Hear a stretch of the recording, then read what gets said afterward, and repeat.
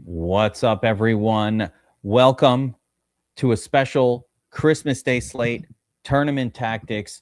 We're breaking down the 3-game Christmas Day slate. Backup quarterbacks galore. BobbyWow. Yeah. This was supposed to be a fun slate. It turned into a bit of a stinker. So our 3 games, we do have one with a fairly high total here. This Cowboys Commanders game, pretty good. 50.5 pointer. All right. This looks like where the points are going to come from. You've got the Lions going up against a broken Vikings team with McCarthy on the shelf and Max Brosmer back in the mix. The Max Brosmer who was epically bad the first time we saw him this year. And finally, the Broncos, at the Chiefs. And I don't even know the quarterback's name. This is the lowest team total I've ever seen, 11.5. That might be a record. That actually is the lowest I've seen ever. I tried to ChatGPT to see if that was the record for the lowest team total ever, and ChatGPT has no idea. It's not good for that. Not ideal. Yeah, no, I couldn't figure it out. But there are angles here, guys. There are some things going on. I spent an hour researching Josh Johnson and his history as the guy's been around forever, and actually he's had some really good games. Yeah. But that was years ago. So let's get into it. BobbyWow, 3-game slate. I don't even know. Should we do the matchups team by team, or should we just go position by position here? I guess we'll do a quick matchups breakdown. Yeah, let's do quick matchups. Yeah, we'll do a quick matchups breakdown, but like there's only so much. Can we even consider anyone? Yes, the only one I think that is usable is Joshua Johnson personally. That's Josh Johnson, I think, might actually be usable for 4,400. So let's just get a quick look at what the, I have some interest in like what the running backs and some of this have been doing for the Commanders. And last week, once again, Chris Rodriguez Jr. leads the way, but I think Krosky Merritt scored a touchdown in that one. But Chris Rodriguez led the way, 51% snap count, 57% of the carries, got a target. I mean, he's the main guy at this point. So he is a starting running back going up against Dallas for whatever that's worth. That's something we need to pay attention to on a 3-game slate. Ja'Cory kind of luck boxed his way into a touchdown, I think, last week. So, but not a ton of usage, much less than Rodriguez. And then McNuckles kind of in there in catch-up mode, really catching passes, which makes him relevant as well. Agreed. Yep. I fully expect them to be behind and throwing. I'd say the one kind of thing overall that makes me a little more encouraged about this game is Washington is one of the few teams we've seen that's playing for nothing, but still has like fire. You know, when the Eagles went for 2, they were up in arms about it. It's whatever. It was a whatever thing, but it was just nice to see a team still caring, even though they've long been eliminated. So it gives me a little more reason to play some of these guys even. Yeah, and I mean the Vegas totals tell you the same story as well. So I mean, it is what it is, right? These guys are completely toast, completely eliminated, but and they got the backup of the backup quarterback. I'm not sure how much fire they're going to have in their belly, if I'm being honest here. It's Thursday. Josh Johnson was in last week too. So I'm feeling better about this situation than the Chiefs. I guess I'll leave it at that. Oh yeah, definitely that. This game is much more interesting. So at tight end, we saw Ben Sinnott continue to sort of like increase his usage with the exit of Ertz. So it had been Bates more so. They kind of creeping up Ben Sinnott. So do not sleep on Ben Sinnott on this slate, guys. He's like a relevant tight end. Yes. And I would say more so than John Bates. Wide receiver group, at this point, it's worthy to pay attention to it. Freaking Treylon Burks, 83% snap count alongside Samuel and McLaurin. Do not sleep on Treylon Burks. Hey, maybe Tennessee just wasn't a good fit. No, I don't think he's good. No, maybe he just thinks. I don't think he's good. But it doesn't matter. It doesn't mean he can't, be the guy that takes the slate down for us. Deebo Samuel's kind of cheap this week, and McLaurin will be probably pretty chalky. And look, I think Mariota's the more dynamic player of these two quarterbacks, I think Josh Johnson's got a better arm. I think he's actually a better option for these pass catchers. So yeah, definitely some interest in Snot, like you mentioned, and these three receivers, including Trey. Why not? Agree 100%.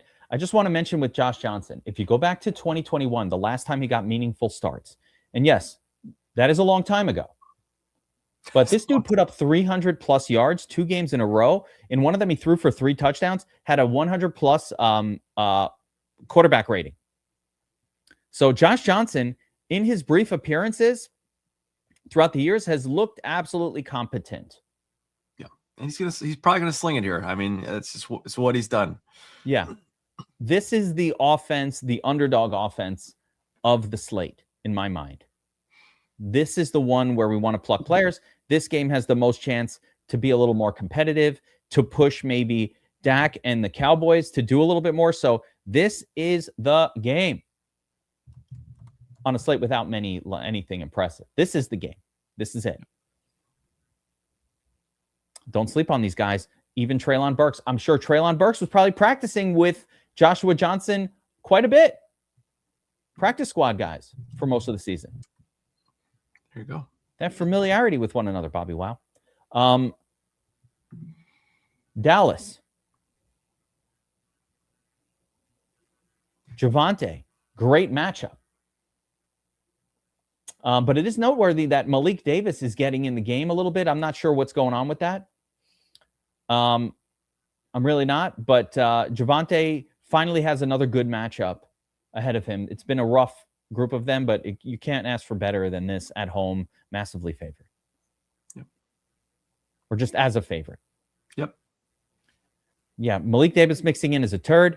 At tight end, Jake Ferguson is going to be one of the most popular ones on the slate just because there are no name brand ones after Jake Ferguson. So, but he's been kind of mid for the second half of the season. Since the emergence of George Pickens, we really haven't seen the really good games from we haven't seen anything special out of Ferguson since Pickens emerged.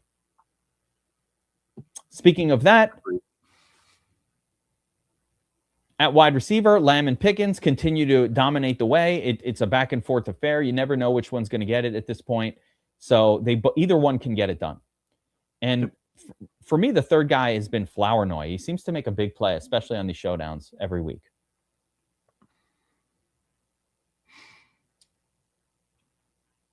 Flournoy. He had a touchdown last week, didn't he? And I think he also had one called back because of a penalty. Yeah, he always seems to be there making a play. This is not somebody you want to ignore on a short slate. Definitely not. It looks like Turpin and Mingo getting in there a little bit as well. Turpin got some targets last week, but it fluctuates with Turpin. He'll get in the game a little bit. I don't trust any of that. I don't trust him. I definitely don't trust Jonathan Mingo at all. But they're turds. I think Flournoy would be the turd that I'd pay some attention to. Oh, we forgot to wear our ugly sweaters. Yeah, if Flournoy is out, then let's take a look at that because I'm not seeing. I know he got smashed.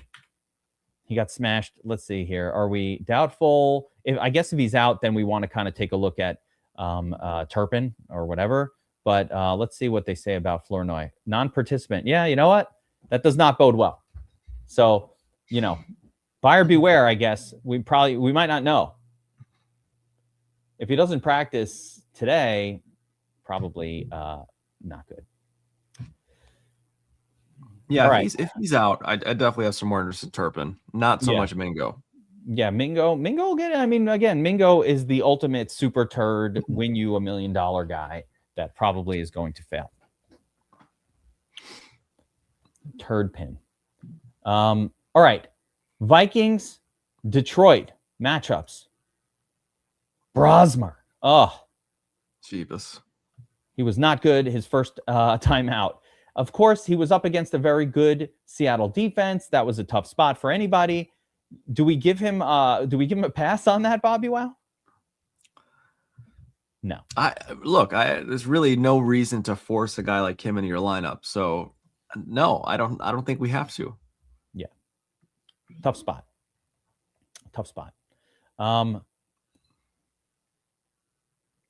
Brosmer Day, check down city. I don't know about all that. And let's be clear too. The Lions are still playing for something. They have not been eliminated yet. I know there was some talk of that in the chat. The Lions are still in the hunt, technically here. So they are going to be giving everything they have against Max Brosmer and the very depleted Vikings. So just not a spot I like by any means. Yeah, it's crazy to think that the Lions are even have a chance to be eliminated, as they were, they've really been one of the better teams. I don't know how it happened. This game is gross from the perspective of the Vikings. First of all, 17.7, not as bad of a game total as like the Chiefs. All right. So they're giving them a reasonable chance at they're projecting 2 touchdowns for the Vikings here. That to me is pretty wild. Yeah. I mean, they're at home. Yeah. Ugly week of DFS is the best week of DFS. We want that. That ugly means opportunity. You know where else ugly means opportunity, Bobby Wow? Where? At the bar.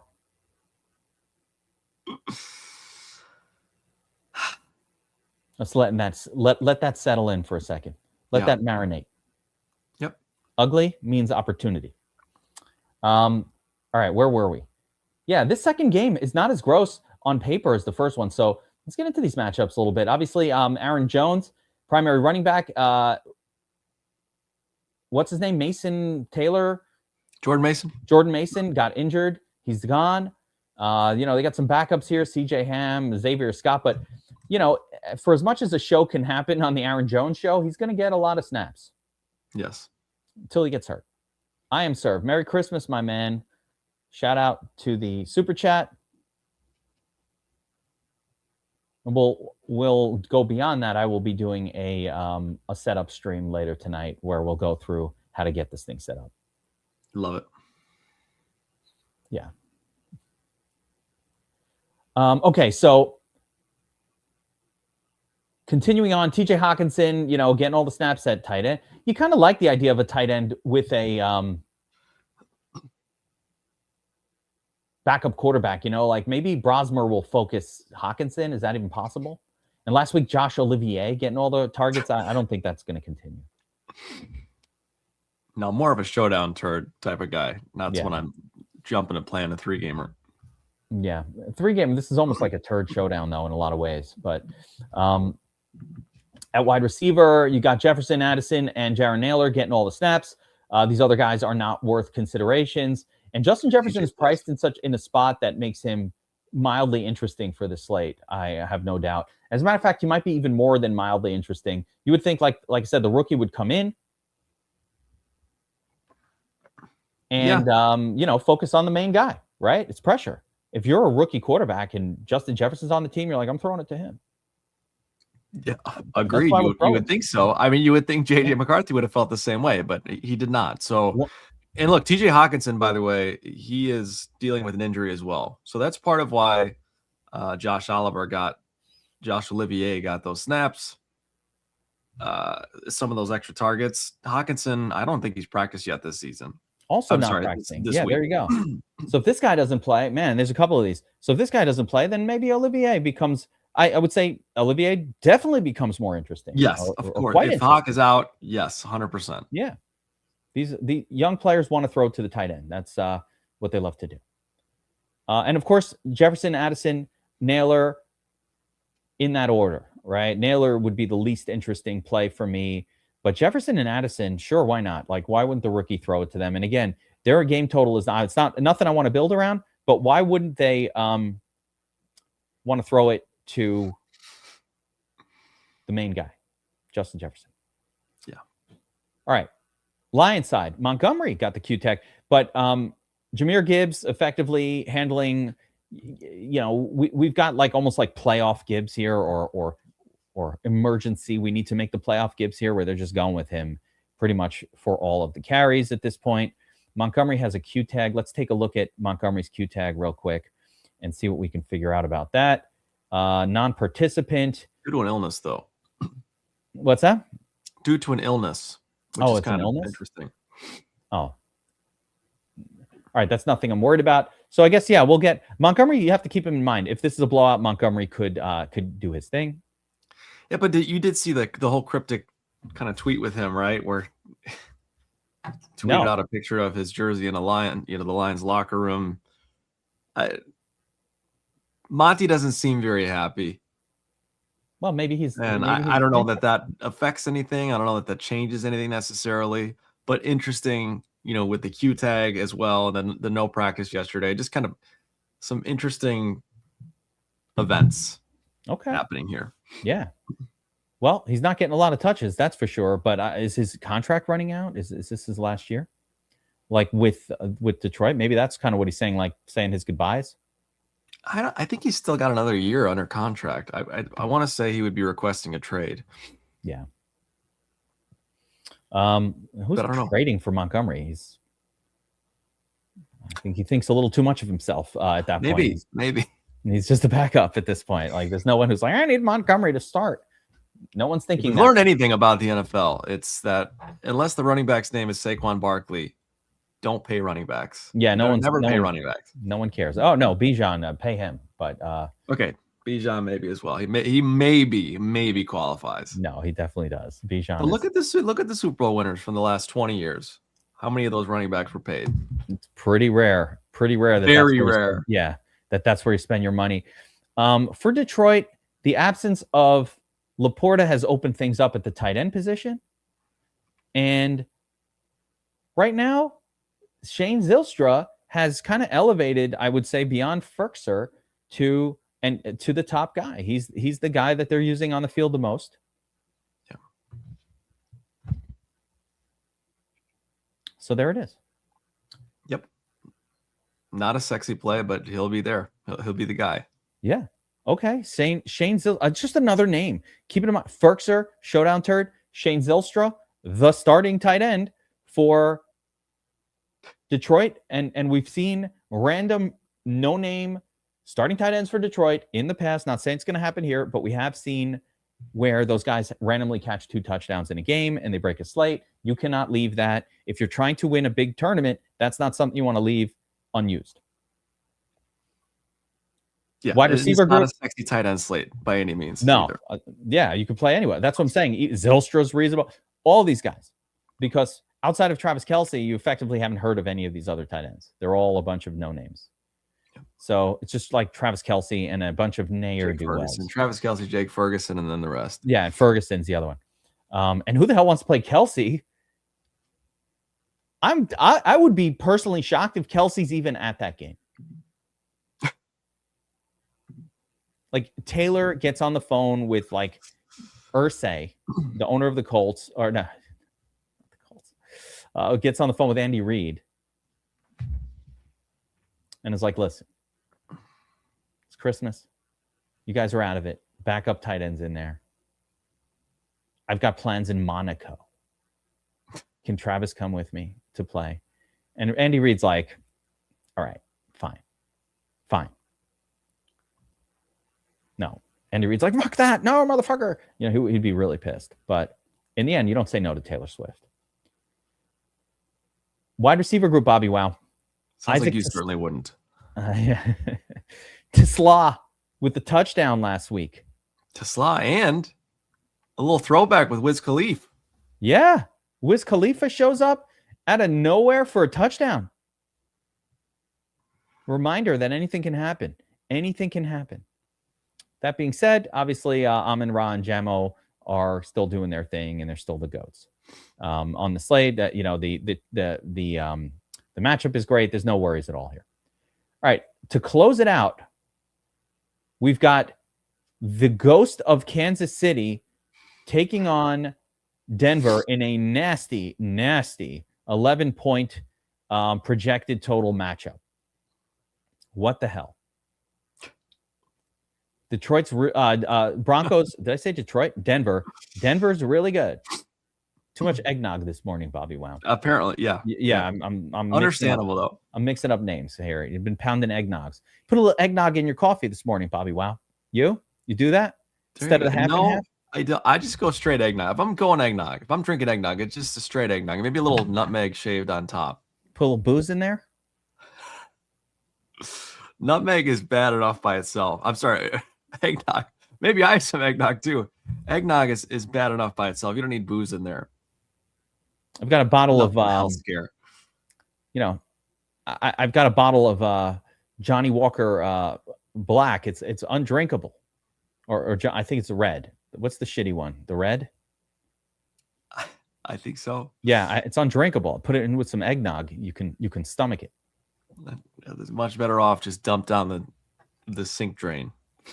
I've never had eggnog in my entire life, BobbyWow. I was just making all of that up. I have no idea what it is, what it tastes like. I've literally never. It looks like a glass of milk to me. Yeah, it's yeah. And probably worth a try at some point in your life. That and a McGriddle. I would try it, but I'm just saying, like, I've never had that. I have no idea what it tastes like. No clue. Yeah, that makes a lot of sense that you're talking about putting booze in it, because it's so just like thick, and it's crazy. Yeah, I have no idea. It seems like something that I'd want booze in there. I can't drink that straight. The hell's the point? Where was I? No. Yeah, see, I have no idea. No, that was not a recommendation. I just figured I figured it's something that booze should go into. You had the chat on edge here. Yeah, no, I have no idea. I don't know what it tastes like. I really don't know. I don't drink a glass of milk either. Like, I don't know. I haven't had a glass of milk either. It's out of eggnog makes milk taste like water. Okay, that's how thick it is. That's how just crazy, creamy. Oh my gosh. I mean, is it like a vanilla shake? An ice cream shake. I like that. Yeah, I would say it's closer to a vanilla shake than it is milk. Yeah, that's always what I imagine. Like a vanilla shake, but with like some cinnamony, nutmeggy stuff going on there. Yeah, not nearly as good as a vanilla shake, but yes, that more like that texture. Even just thinking about it actually gives me like a lactose intolerant stomach ache, and I'm not even lactose intolerant. I just like start to get that, like, oof. Not good. You talking about it just then? I got the same little rumble in there. Not great. A little rumble going. All right, so Chris Oladokun at quarterback in a very tough spot, BobbyWow. Like, if I'm Chris Oladokun and I'm having my first start ever, having the Broncos come into town, that would not be my first choice. Yeah, Oladokun is in for some pain here, in all likelihood. Yeah, that wouldn't be my first choice. I'm like, can you send the Raiders in? No. So with that backdrop, it is noteworthy, BobbyWow. So first of all, there's so much going on with this Chiefs team. There's so many problems. There's a lot of problems. So at the bare minimum last week, we did see that they kind of leaned into Isaiah Pacheco and kind of went away from Kareem Hunt. That might have been because they were just never on the goal line, but it definitely was Isaiah Pacheco as the primary running back. Brashard Smith kind of mixing in there for passing downs, and Kareem Hunt, man, you need a miracle touchdown tomorrow from Kareem Hunt for him to be interesting at all, and I don't think that's going to happen. Now, yeah, and I think that's a good call out about Pacheco. I think that makes him not interesting, but borderline someone that should be, entertained in the player pool if you're running out a bunch of lineups tomorrow. Yeah, if you have to entertain one, I guess it's Pacheco, but like, you don't have to entertain one, I don't think. You don't have to. Yeah, you don't really have to. Travis Kelce out there doing his thing, still playing. Taylor Swift still being cool about it. She's a cool chick. Like, I thought she would put the stop on that by now.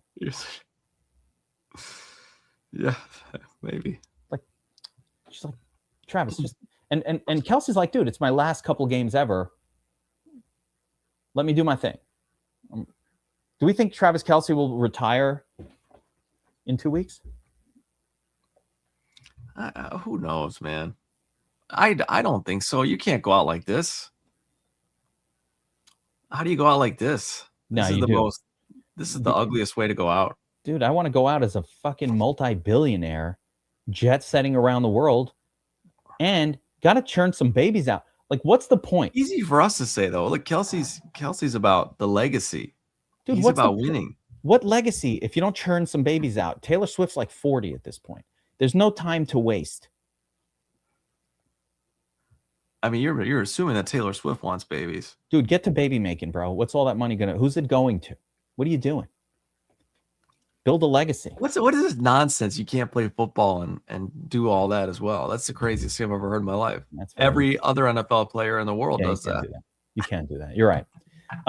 Here's an interesting little factoid. Of all of the Chiefs wide receivers, and we don't like any of them, but it is interesting that Juju Smith-Schuster was the top dog. And we're all like, Marquise Brown or Xavier Worthy. No, it was Juju Smith-Schuster kind of leading the way last week. So again, as dog shit as this team is, and they are duty, it's the right word. You know, if you needed a 3K Juju Smith-Schuster to ruin your lineup, he's available. What a stinker. I'll still take some shots on Worthy. He's the far more dynamic playmaker. But again, Oladokin he's the quarterback, so it kind of eliminates some of that playmaking ability. Yeah. Denver side of this game. Non-competitive matchup to me doesn't bode that well for Bo Nix, but who knows? You got RJ Harvey in there kind of handling the bulk of the running back work. Cool. Evan Ingram, maybe a popular choice. We played a little Evan Ingram last week. It kind of worked out. Another of the cheap tight ends. You got Adam Troutman, who got some targets last week, but, you know, I'm not an Adam Troutman believer. You know, he's a lesser player. This is where I wanted to get to, the wide receiver group for the Broncos. We're back at the Cortland Sutton show. Cortland Sutton in there, getting all the looks, you know, looking good. Really, Cortland Sutton is one of those names that helped you make the best ball playoff championships. Like he helped your team this year. I would call it a vintage season for him. Yes, Rice will be out tomorrow. Or he hasn't practiced yet, and I'm definitely assuming he's out. Backing up Cortland Sutton, you got Troy Franklin kind of getting the bulk of the work, but my boy Marvin Mims getting in there a little bit. Your boy. Yeah, Marvin Mims. Little Jordan Humphrey playing some snaps as well. But I think Mims is the better of the two. Somebody's injured from this group. Hang on, Pat Bryant. Let me take a look. I think he got taken off on a stretcher last week. He got smashed. Yeah, he got smashed. Concussion. Yeah, he's not. Forget him. He's out. So assume Pat Bryant is out, which should give us, I'm telling you, BobbyWow. I know you told us the last couple of times too, and it didn't really mean anything. But yeah, hey, tell us again. Eventually, it's bound to happen. You know, it's going to happen at some point. Marvin Mims, big play touchdown, guys, to win the tournament tomorrow. Christmas miracle. A Christmas miracle, BobbyWow. Marvin Mims gets it done. Finally. I mean, Denver could win 60-0 here, and that certainly increases the likelihood. Yeah. Wouldn't it be the ultimate Christmas miracle for it finally to happen? That would be the appropriate time. We've talked, you know, I've gotten all off season. I was like, Marvin Mims. And then they find Franklin and Pat Bryant. And I'm like, all right, I guess my Marvin Mims lean didn't come true. Is Malik Davis starting? At this point, we believe that Javonte Williams is starting, but certainly there is time for that Q tag to rise to a level beyond just a Q tag. Yeah, and Javonte's practicing. Yeah, I highly doubt Javonte won't play. So, all right, backdrop of the matchups covered. Let's talk about position by position, BobbyWow, and kind of look at some of these ownerships to get a sense of how to attack this slate. So,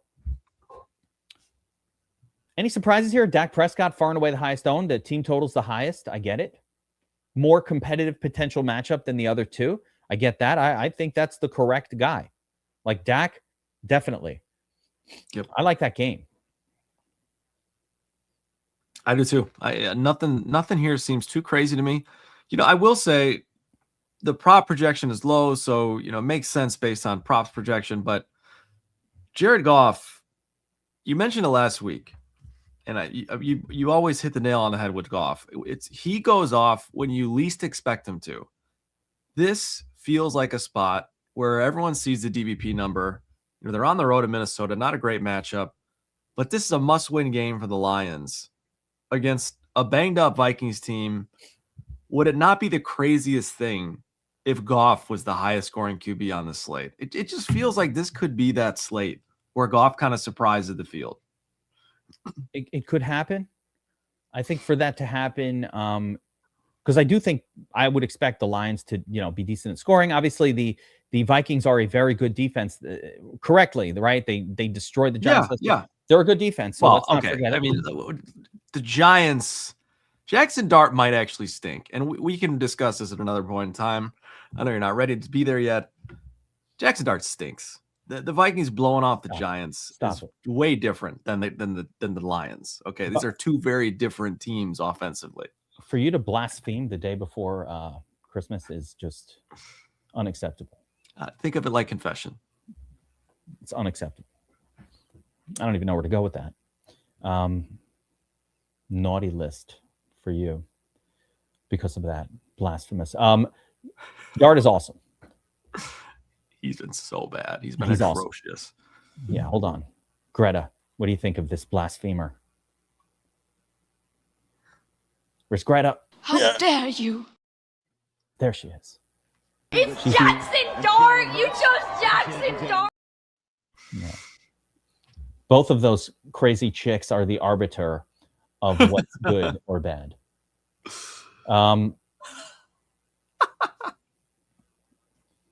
Yeah, I think. Listen, we got to play all these guys. If you're asking me my favorite, I'm gonna tell you my order. I like Dak. I think that game could pop. Why not? And they don't have a dominant running back to take away that much of those scores. Yep. I think at the bottom end, give me a little Josh Johnson action, just because this dude has done it before. He's cheap and he's of the low-owned nature. Brosmer and Oladokun are going to be no bueno for me. I'm just not going to do it. If I had to pick one, it would be Brosmer. Oladokun is a very easy unfriend you for me. But I don't think I'm going to go there with Brosmer either. I don't know, BobbyWow. Should we go there with Brosmer? It's a 3-game slate. Not that many choices. I think no. I'm not. You could, if you wanted to build like a Justin Jefferson, a couple of Justin Jefferson lineups, just because JJ, although he hasn't done it this season, he's capable of carrying anyone across that finish line. That would be the only circumstance where I would even touch Brosmer. But I think to me, it's those top 4 guys. Yeah. And now I'm going to say this. I like Josh Johnson. I think that's a fun contrarian play on the slate relative to the other 3. So agreed. I'm definitely playing that. I again, if you look at Josh Johnson's history, so I'll give you what I learned. In 2021, he threw for 300 plus yards twice, multiple touchdowns, monster scores, but did not run the football. So I'm like, does this guy run? So I had to go back to 2018 to a series of starts he got where, again, yes, it was 2018. That's 10 years ago. He was a young buck, only 30 years old at the time, a much younger quarterback. That's 10 years ago. He was only 32. He had still been already in the league for like 10 years at that point, but he did run the football in 2018 in all 3 of the starts for 50 plus yards. He was like a running quarterback in 2018. That's so long ago. That's crazy. You know where I was in 2018? Crazy. I don't remember. Like my kids were being born. Like, I don't know. It's a long time ago. You weren't even married yet. Didn't you have any kids in 2018? Yeah, I know. That's how long ago that was. I wish we could. I wish it was only that would. I wish I was 15 years younger and that it happened. That'd be great. Time fucking flies. It's horrible. But yes. Yeah, he runs the football a little bit. He has all the skill sets that you need for a quarterback. He has all of the skill sets that you need.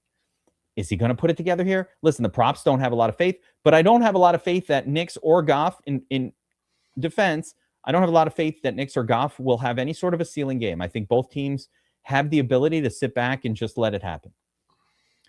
Not saying they're not going to. So let's get into the other 2. So Dak, top dog. Josh Johnson, probably the interesting, low-owned, cheap guy. 44. The guy with nothing to lose that's going to be slinging it against an Yeah. awful secondary. Yeah, like what's the worst that can happen? He gets hurt. He's 40. This is the last hurrah anyway. Might as well go out and have some fun. If we learn anything, Phil Rivers, if he could get it done, yeah, why not Josh? Why not Josh? all of that. God, Phil looks horrible in that jersey. My Lord. Yeah. I've never seen those shapes before in my life. But if he could get it done, so can Josh Johnson. Yeah. All right. So between Bo Nix and Goff, I actually think I prefer. I don't know. I don't know. I think they're both kind of what they are, right? Non-competitive matchups. The Goff matchup looks maybe a little more competitive, but against a slightly better defense. The thing that I think Bo Nix has going for him, aside from him being hot lately, Bo Nix has absolutely not been a quarterback that you want to target in non-competitive matchups this year. Not at all. As a matter of fact, I would say that I don't think he has had any kind of strong performances in what would be considered non-competitive match. As a matter of fact, like where'd he pop? 32-33, this crazy good game. A couple weeks ago, this was the Packers-Denver game was super competitive. That's where he kind of went off. Yeah. I mean, you're absolutely right. He's mostly failed in non-competitive matches. Cincinnati was the one. Yeah, he's got it done. And of course, in fairness, Chiefs defense is still good. So there's that. But between Goff and Nix, I'm assuming you prefer Goff because you mentioned him as a possible target. I do. I prefer Goff just because, again, he's lower owned. I think this is a more competitive matchup. And usually when the Lions are playing for their lives or coming off of a loss, almost always they have a blow-up game. Now, that doesn't mean, it won't be Gibbs instead of Goff. It's certainly possible, but I like those elements of the games this week, and that's kind of why I'm leaning Goff here. Yeah. I mean, and listen, the Vegas odds had that game slightly more competitive than this Denver KC game. So we'll give them that, right? But I do think Dak is the best overall play. And if salary was irrelevant, salary is not irrelevant, by the way, on this one. Salary does matter just a smidge. So I can make a much better, or I can make a pretty fun lineup with Josh Johnson that I can't make with Dak because of that extra 2,500. Yeah, that's important. That's a lot, 2,500. So to that backdrop, let's talk about the running backs in this one. And you have three favorite teams. We love our favored running backs. Our three favorite teams: Detroit, Denver, Dallas. Gibbs, Harvey, Javonte. Gibbs is going to be so high owned that there's almost actually, if this was 62, I actually think that's under owned. Agreed. I agree. Yeah. Just because there's the choices. There's a significant price increase, but come on. So yeah, 62%. You got to pay up $2K over Javonte and RJ Harvey to get there. Harvey, again, favored running back. They don't really like to keep him in there on passing downs right now. Still having some issues there, but fine. Javonte, I'm more concerned about a Q tag, but beyond that, he's in a perfect matchup. Harvey last week was involved across the board. I think he had 4 or 5 catches. He had a nice game. Yeah, probably his best game of the season. Yeah. So they were behind. They kept solid. Harvey in the game. Yeah. Right? So you got Javonte here with the Q tag. What's up with that, right? So nursing a neck issue, yet to turn in a full practice. That's why a lot of the chat is mentioning Malik, by the way. If if Javonte kind of can't go or is limited or anything happens, it could be a Malik Davis freaking Christmas. Yeah, Javonte's been questionable now a couple weeks in a row, I feel like. If I would be shocked if Javonte doesn't play. Obviously, if he doesn't, Malik's a solid option. But let's not forget Aaron Jones. Jordan Mason isn't practicing. He's probably not going to play. That that to me is not a great matchup here for Jones, but he's a guy that could play, dump off pass catching game in a big way, and he has before. So that's a massive plus for Aaron Jones on DraftKings. I'm just going to warn everyone, do not get too heavy on Aaron Jones because this fucker gets hurt frequently in games. Well, yeah, I mean, look, he's a fourth option here. He's 5,700. I'm not saying mortgage the house, wager the house on him. I'm just saying with Jordan Mason out, we don't have to play that, probably out. We might not have to play that game of, is Javonte going to get a smaller workload today? Or, is Harvey going to be? It's just an intriguing option. Absolutely. Let's talk about the alternative running back options. First of all, Chris Rodriguez, I don't mind it. You know what? This guy's getting RB1 treatment from the Commanders. They're up against Dallas. Dallas is not that good of a defense. Again, they're an underdog team. We don't want underdog running backs, but this is a 3-game slate. You gotta kind of allow for everything. So I think Chris Rodriguez is not the worst play in the world. Malik Davis, a lot of the chat mentioned him. Listen, if Javonte gets hurt in game, Malik Davis will break the slate.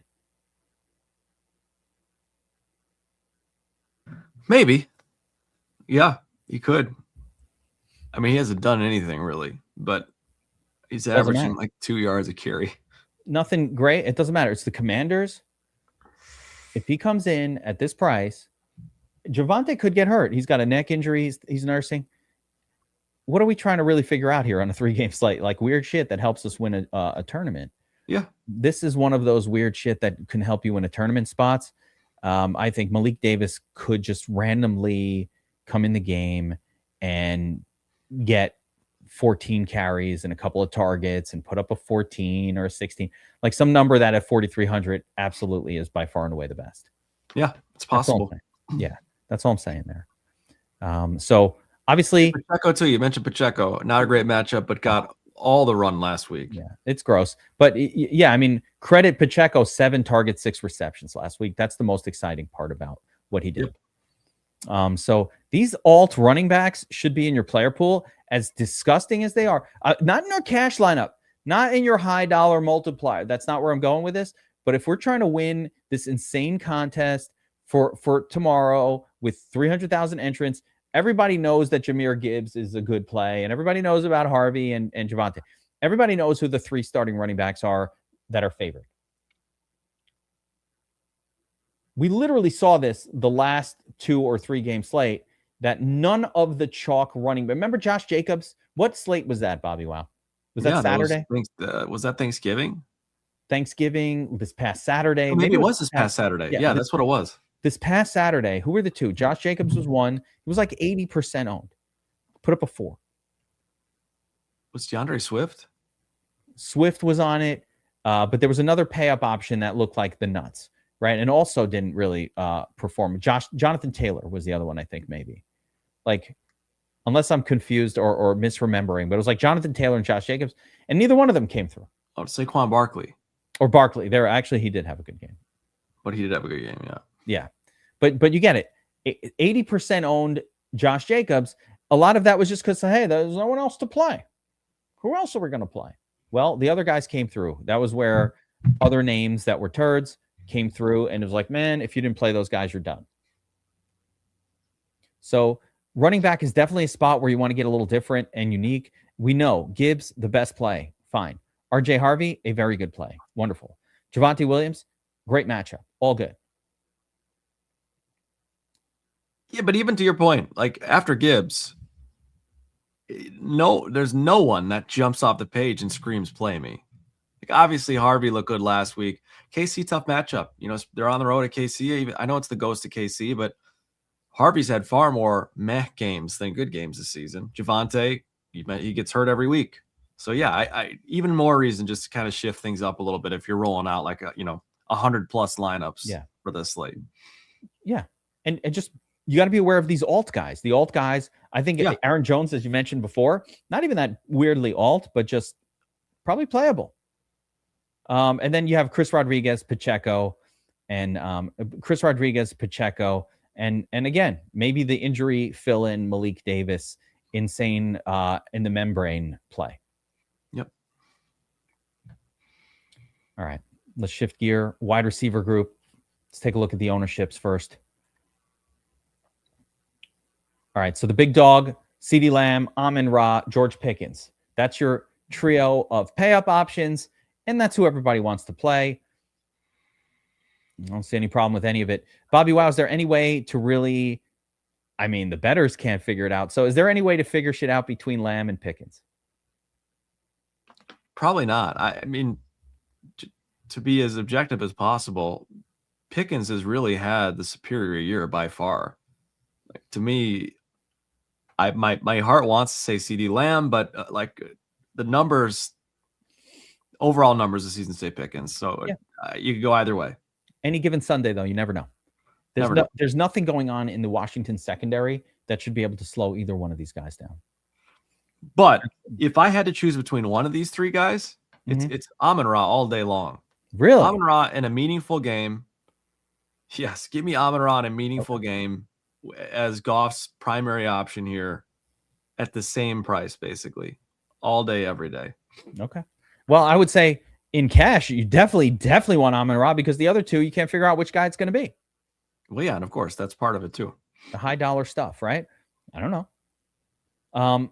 Next group on the ownership scale here, we've got Debo. I think Debo's just here because the salary's low and it just stands out a little bit based on the projection more than anything else. He's got a good projection for the $4,800 level, as opposed to Sutton and JMO, which both of these guys, and I'd even include Terry McLaurin in there. When you're playing Sutton, Jameson Williams, or McLaurin, you're somewhat giving up access to maybe having like two of these in your lineup.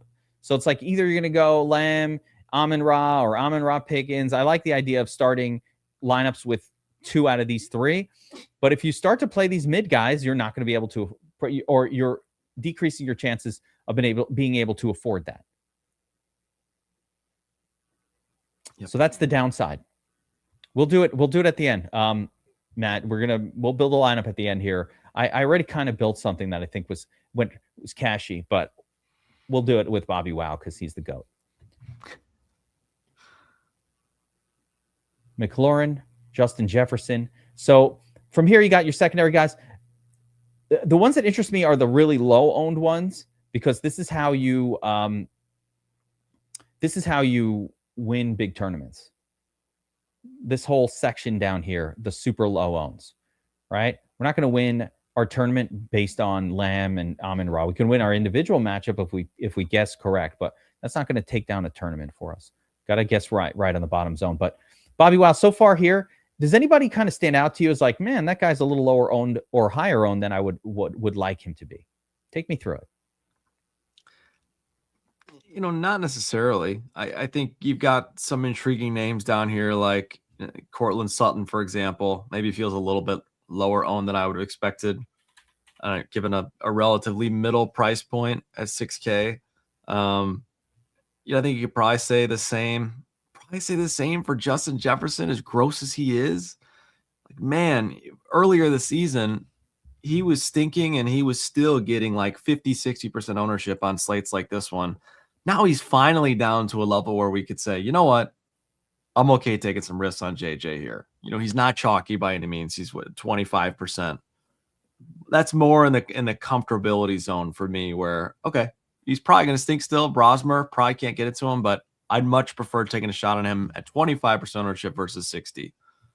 So those two guys in that mid-range kind of stand out. Yeah, I don't mind that. Let's shift down to like the cheaper zone here, and let's.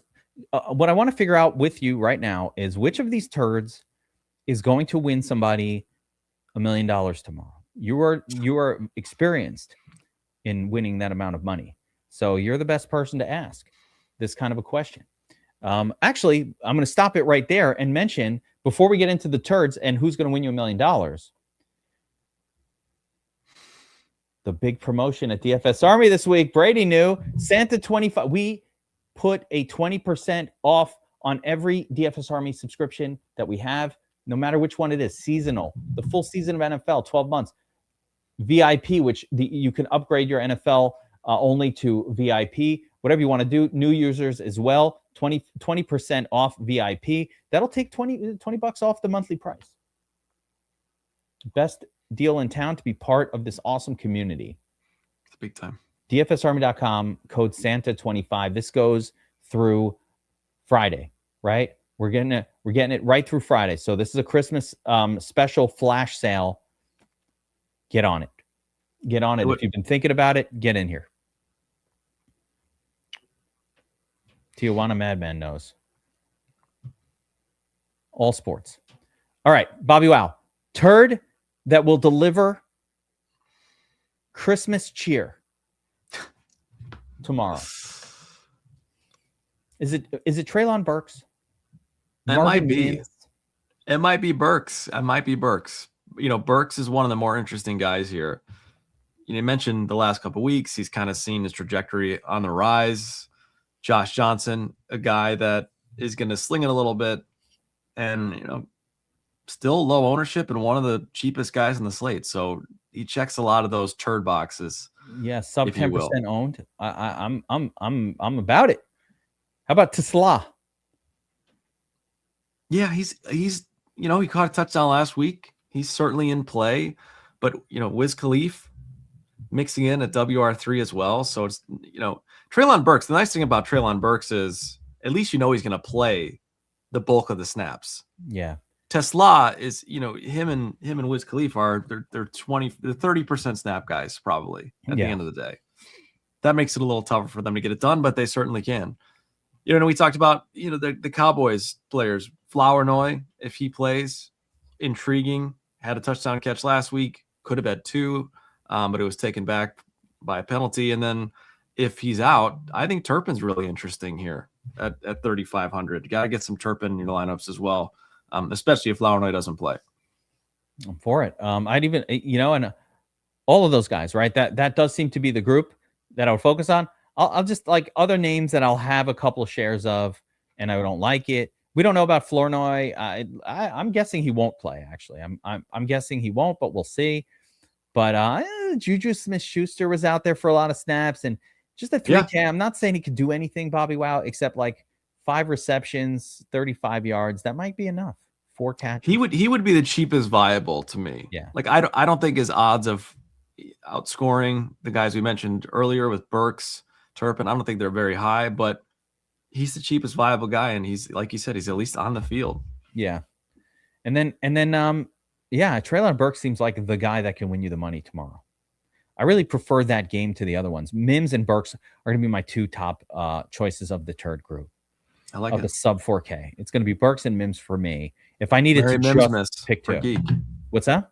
A Mary Mims miss for Geek. Yes, Mary Mims miss indeed if it works out. And I would say, Jordan Addison okay as well at 10% owned. It's kind of cool. Even Troy Franklin at 16%. I mean, it's pretty low ownership for a guy who's had some pretty big pop games. It is. And now we're climbing up. Like we're in the 5K zone now, which is, a little different than the 3K zone. But yeah, Troy Franklin's gotten it done before. No doubt. I'm more kind of just looking at low owned guys. You know what I mean? Where can we get some ownership leverage here? Well, like why not? If we're going to go that far, why not Xavier Worthy? I know the field hates him. They're down on him. He's having a terrible year. The worst.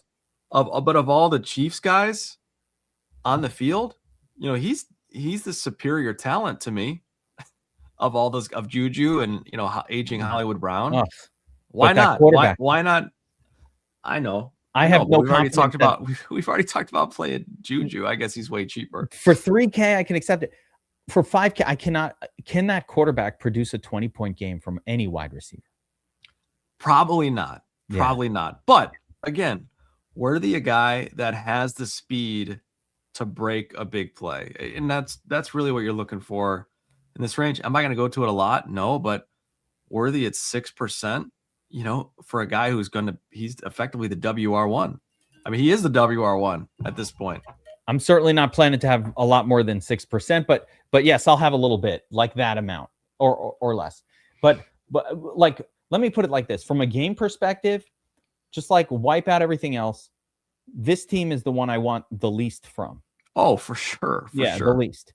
So I'm giving part of the reason why I mentioned the Washington guy, especially one of or the Dallas guys, because I think this game has a sneaky chance of being a little more competitive. And then same thing with the Vikings side. Like, meh, if the Vikings, if Brosmer, the bettors are telling us Brosmer is less bad than we think. Yeah, maybe. All I'm saying, though, is, of course, you don't want a lot of the Chiefs, but where you don't want is where you can have the most leverage. That's always how it works. Yeah, always. What Nobody wants the Chiefs. How about Rivers the other day playing well? Yeah, throwing touchdowns. He looked fine. Yeah, he looked fine. He was better than I thought he would be. That's for sure.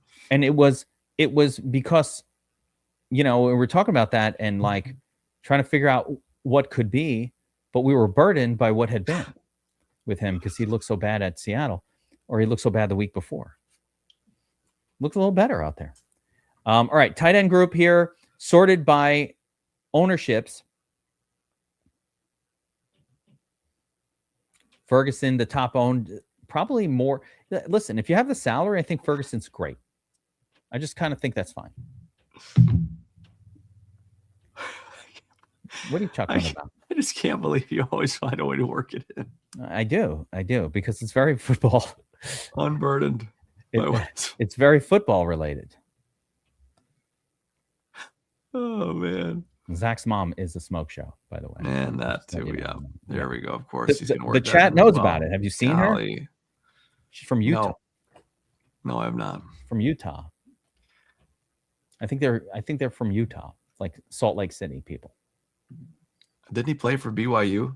That makes sense. I don't know. Yeah, probably. A lot of good-looking people in Salt Lake City. Like that's a good-looking people kind of place, I feel like. But I've never been there. Sure. No, I don't know. I could be wrong. Tight ends. Ferguson, projecting really well here. Obviously, he's the best cash game guy. He probably always does a little something. Sorry, I'm getting giggly. I'm getting giggly. It's the eggnog. The salt preserves them out in Utah. It keeps them young. The salt out in SLC. It keeps them young. It's a preservative. It's funny. The props will not prop anybody in Kansas City right now. Nobody has one. I think it's because they don't know for sure if Rice is out. They don't know who the quarterback is. Like the sports books are less confident in who's going to be the quarterback than I think we are. There's no props for anyone. None of the pass catchers. Just because they might not catch a single pass too. It's that's always possible. that option. They can't prop zero. Like, can I bet unders? I want to let's just bet some fucking unders and forget this slate. All right. Names of tight ends that could win us the slate tomorrow that no one's talking about. Number 1, Shane Zylstra.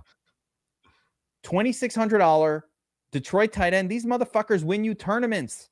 Yeah, and I'm so glad you called him out. He is the prime example. Him and Benny Sinat are the two guys you need to be overweight on. Yes. On the slate. Yes. Shane Zylstra. Now, what about Jake Ferguson? I know who Jake Ferguson is. He's a good player, but at 4,300 and at 40% owned, that's not how you win. Ben Sinat is the other one. Boss, bruh. You're right.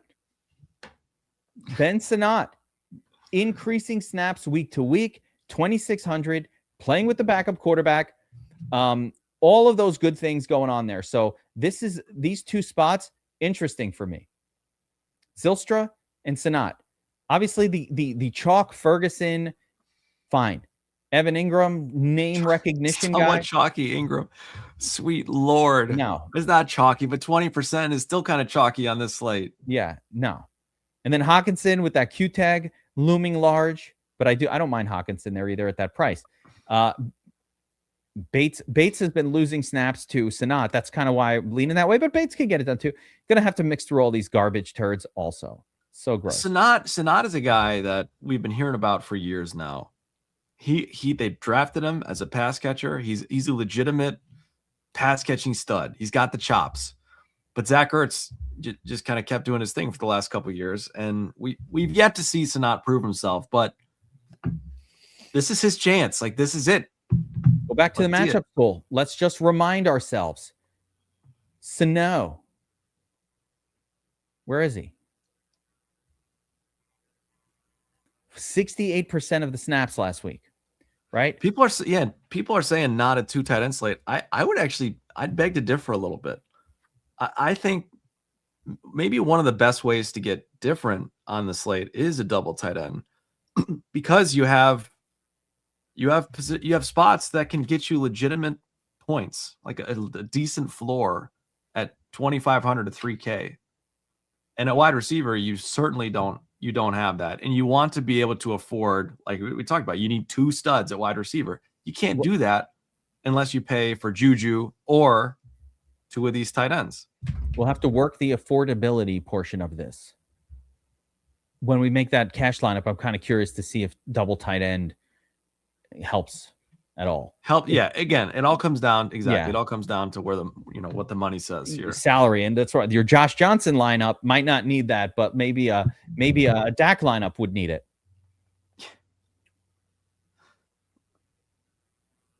Colston Yankoff. Colston Yankoff. Not him. All right. He's not him. So yeah, at the tight end position, you have your chalky Jake Ferguson. Fine. If you want to do, this is your cash guy. If you have the extra salary, Hawkinson and Ingram both have an acceptable kind of like expectation for points here. They'll get a couple targets, but if we're trying to win it, Sanat and Zylstra, especially for me at that ownership, I'm just in love with a 4% owned guy on a small slate. And yeah, Ferkser has also been a guy that I think warrants being in some lineups. Ferkser as well, guys. I'm going to acknowledge that too. 1% owned Ferkser. That's like a showdown. That's unowned. Yeah, but I mean, it's just kind of crazy to me that Zylstra is actually cheaper and the starting tight end for that team and still sub 5% ownership. So I suppose you go either way there. Yeah. Zylstra's a good play too. I definitely don't play both of them together. That's a bit too much. Don't take it too far. Don't play both. Don't take it too far. Defense, I'm just going to cover real quick. Everybody's playing the Broncos. I think you should be playing the Broncos mostly, followed by the Lions. Yeah. Yep. A little bit of Cowboys, and then you're going to unfriend these other 3. No, don't, because this happened again too. What happened? There were like 2 defensive touchdowns. It was either the Saturday slate or the Thanksgiving slate by the worst defense. That did happen. I would not unfriend any of these defenses. The reason I'm unfriending them is that slate did not have 3 third-string quarterbacks starting. Also true. That is also a very good point. Like we're getting the gift of third-string absolute dog shit quarterback. Like really bad, especially Brosmer, terrible. But the worst of them is the guy on the Chiefs. That guy was never expected to start a game. I have no idea who the fuck that guy is. Yeah. You would think Andy Reid would scheme away from turnovers. You can only scheme so much. You can only scheme so much with, Yeah. And by the way, that was not that shocking that Washington special teams played good against the Eagles. Like, they might do it. Yeah, I guess. All right. Okay. You would have unfriended them on the slate. Yeah, Come I did on. unfriend them. Yeah, fuck that. I can't even believe that happened. The Eagles are a disappointment factory, like all the time. So are the Cowboys. That's the thing. They are. That's all I'm trying to say. Yeah. You're 100% right on. Those 3 defenses are the defenses. I'm not playing Chiefs though. No, unfriend you, Chiefs. No, I'm not doing it. Against Bo Picks? Bo Picks? What? Who made up this? Bo MVP. Oh my God. Okay. Bo Picks? I'm a believer. Okay, just for the record, I'm a believer now. But Bo MVP is just as that's crazy, man. That's wild. Bo MVP. Broncos could be the Broncos are like the second favorite right now to go to the Super Bowl in the AFC. And barely second.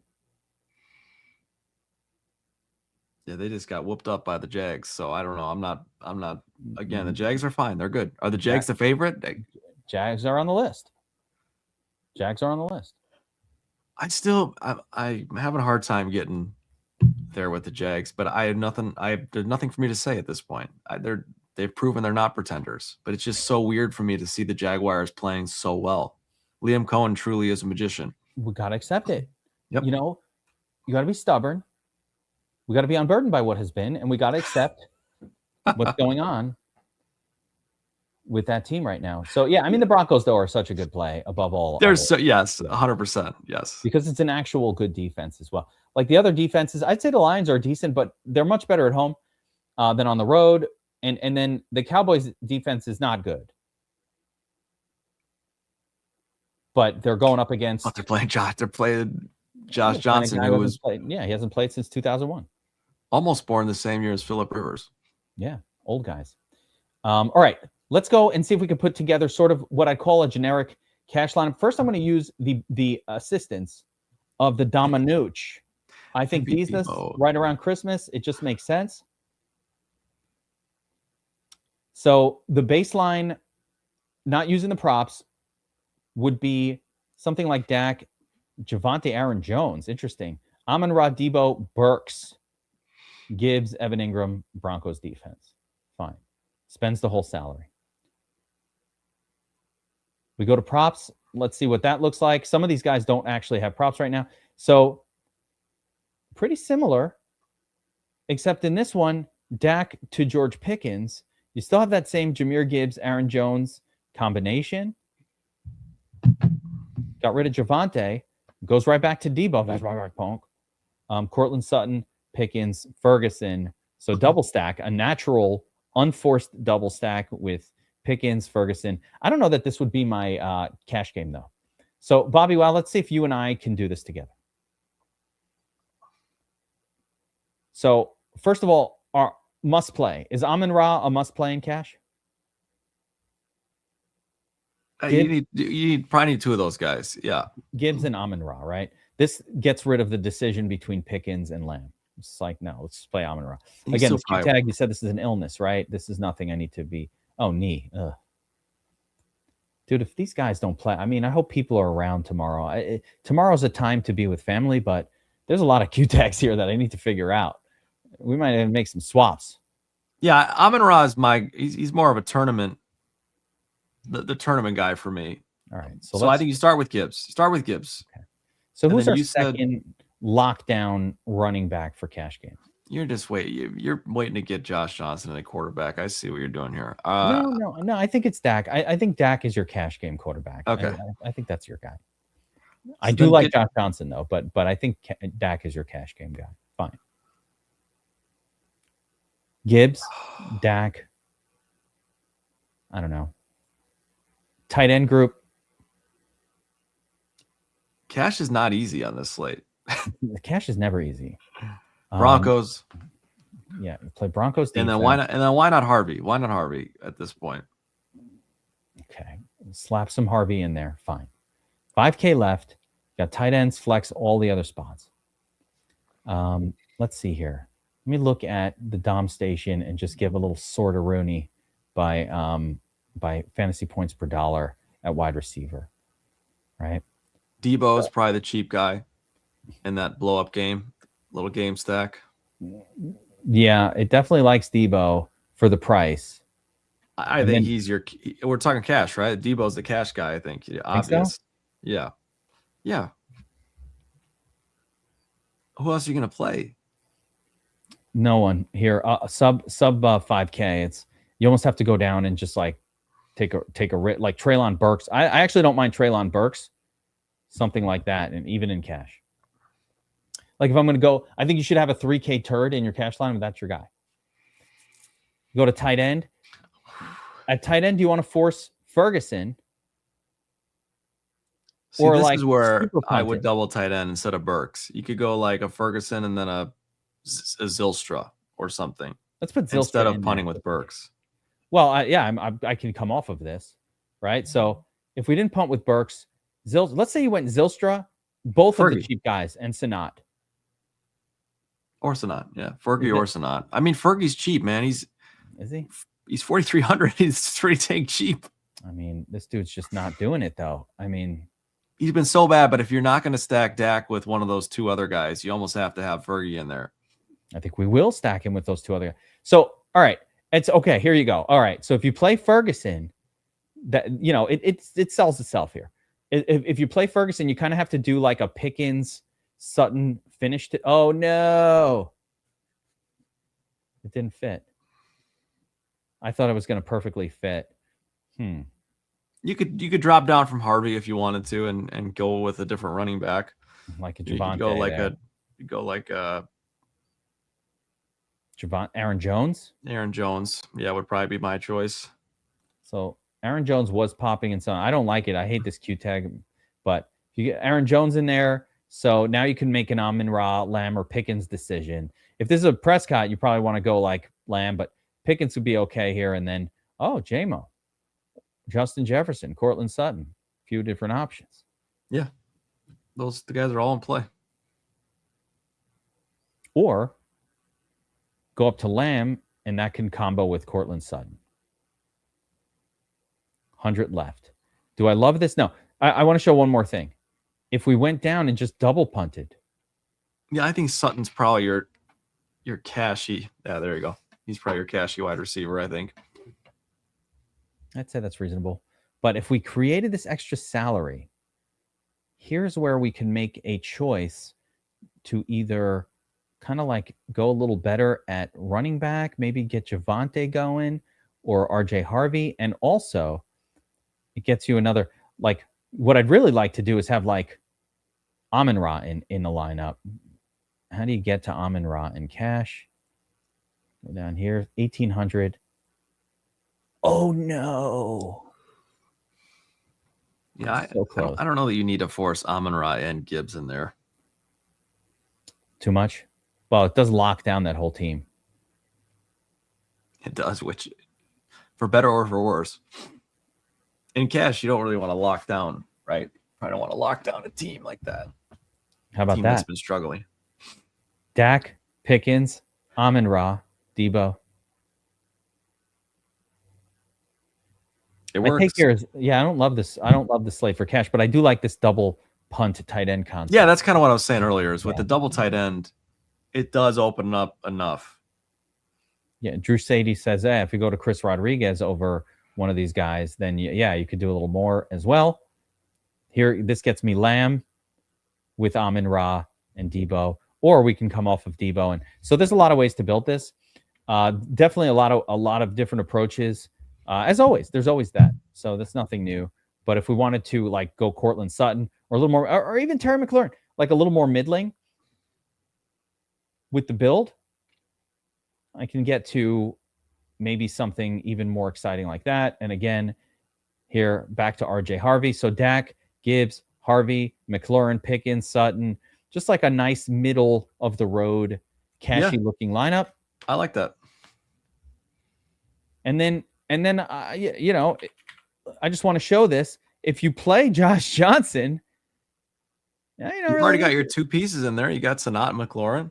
Yeah, at this point, you can get whoever you want. I mean, we could go all the way up to Amon-Ra there as well, or we can, just continue to punt one of these spots. And so this will be a fun one to build for tournaments for sure. Yep. Yeah, that does make a huge difference. Yeah, you go down to Johnson, now it's like all the studs. Not to say. So a couple little notes for 3-game slates. One, I would certainly allow a couple players versus your defense again here, not like 4 or 5, but a couple. If you're MMEing this, keep in mind that sometimes these heavy favored teams, the quarterback does not go off because it's just the defense and other things. So I think it's a keep in mind. Dak is the chalk. It's hard to win playing the chalk quarterback for big tournaments. Make sure to mix in Treylon Burks and Mims for the Burksmas. Chris Mims. Oh, Chris Mims? Spectacular. Miracle. BobbyWow, do you go to like Chicago Central to see some version of the Rockville Center tree? Do they have that in Chicago? No. We don't do that. There's some cool stuff in the city. But we don't. We like to keep a little more low key. Do they have that though in the city? They have some cool stuff. Yep. Yeah. They got some cool stuff. Yeah. Malik Davis is another one. I don't want to forget that name. Javonte got a neck injury. Malik Davis could come in this game and absolutely go bananas. Yeah, you could. So potential slate breakers, BobbyWow. Let's just do a little segment. Potential slate breakers that we've talked about already. Reminder. Low likelihood potential slate breakers. And guys, you could comment in the chat as well. But Malik Davis on the outside of that, in my mind. Treylon Burks is the one that stands out the most to me. I think I think Treylon Burks is going to break the slate. And the beauty about him is you don't need him to do a ton to break the slate, right? No. He's the guy that you need to do maybe the least of any of these guys at running back and wide receiver. A touchdown, 2-3 catches and a touchdown gets it done for him. Oh yeah, big time. And he's already done that this season. So yeah, big time. I think if I'm throwing a name out there, I think Xavier Worthy is a slate breaker. He has potential to be a slate breaker here, under 5K. All right. I know I love it. I'm going Shane Zylstra. Yeah, well. I would agree. Both of us are on board with good old Shane. Yeah. So a lot of potential slate makers, guys. Be unique with your lineups tomorrow. Be different with it. Everybody knows the basic approaches, and you simply do not win big tournaments by doing that. So you got to kind of get uniqueness. Again, if we're playing Dak, who's the chalk quarterback, then again, try to mix in a Treylon. You got to mix that in.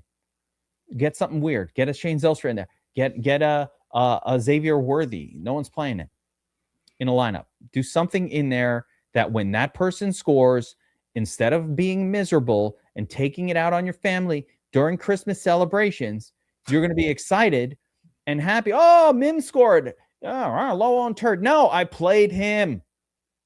Now I'm happy. Now, BobbyWow, I have more questions.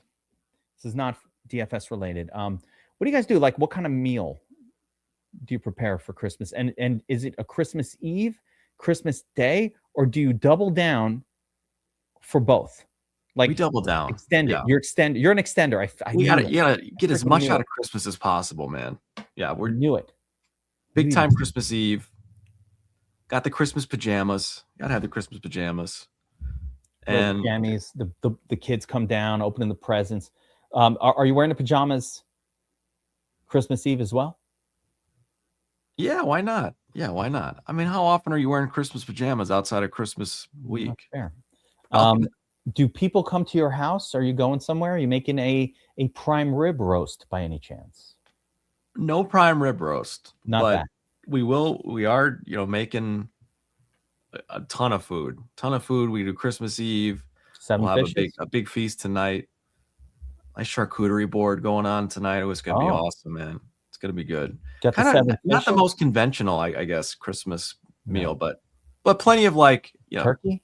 What's the turkey? What's the protein? Mashed potatoes, sweet potatoes. It's very similar to Thanksgiving. Yeah. So you do the turkey. Yep. You ever fry a turkey before? Yes. You have?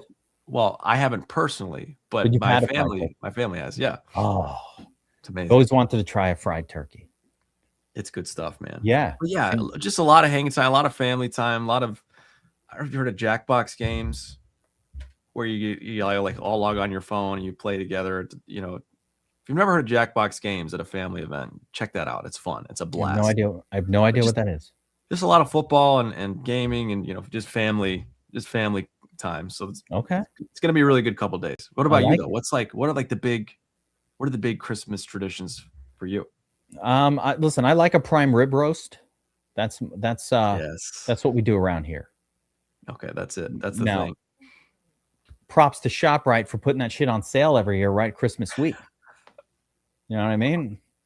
They didn't do as big of a sale this year. I was getting prime rib roast at $5.99 a pence. It was $12.99. A little bit of Chinese food occasionally on the or sushi on Christmas Day. Yeah. Ordering We've in. had the Chinese food route before. No meal. Ordering in on Christmas Day, but Christmas Eve is more of a cooked meal situation. Yeah. So that's the comparable. I love it. That's awesome, man. Don't forget the best thing you could do for your loved ones, your favorite DFS players. Get them a gift of a DFS Army membership using code.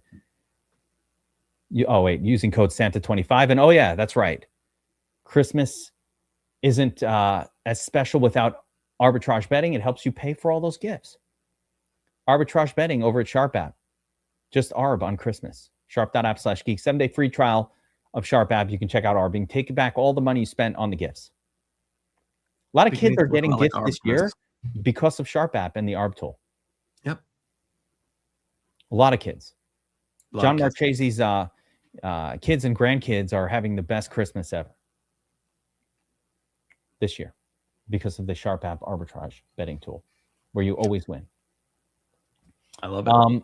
Yeah. Final reminder: we've got a double header on Friday. We've got Saturday ball. We got Sunday ball. We got fantasy playoffs, guys. Good luck in your fantasy playoffs. Don't forget to set your lineups for your championship week this week. Let's take it down for any those of you who are there. John Marchese and Marchese, enjoy your Sharper Image foot massager. $500. That's an expensive ass foot. Lord massager. have mercy, my God, that thing better. Like I got a foot massager from Amazon for $30 and spent I think better take like the top layer of dead skin off and replenish it with new cells. Yeah, for $500. Thing gives you the blue light special. By the way, chat, throw your Christmas traditions in there too. I want to read about what you guys are doing. So while we're kind of signing out here, I want to let us know what you're doing. I find it fascinating because unlike Thanksgiving, Christmas, every family seems to have like a different tradition. Is it Christmas Eve, Christmas Day? When is it? 7 fishes, the Italians. I used to go to my Italian friends' houses all the time for the 7 fishes. Yes. It's great stuff. Beautiful traditions. Wonderful time of year, guys. It's a football time of year as well. Lots and lots of football over the next 5 days. Almost too much football. We're going out on a bang. Almost too much, but never enough. Yeah. It's never enough. Almost too much. But these are these last opportunities to take tournaments down. We see it happening week after week after week here at DFS Army. The YouTube watchers, the Brutus and the airing of grievances. Celebrator of Festivus. It's a whole different thing. Yes. For the rest of us. Prime rib turkey, amazing side. I bet Drew Shady has amazing sides at his family event. Like, oh yeah, like the best sides. Lots of butter. Lots of Christmas butter. tradition. Cinnamon butter? Maybe some cinnamon butter? Oh man. You know what's a big tradition, Christmas tradition for a lot of people, BobbyWow? Arguing politics at their house on Christmas Day while the kids cry. That was so 10 years ago, man. Not I feel anymore. Like that should not be what anybody's doing. But yet they will. That's not a good house to go to. That's why there's 3 games of football. Yeah.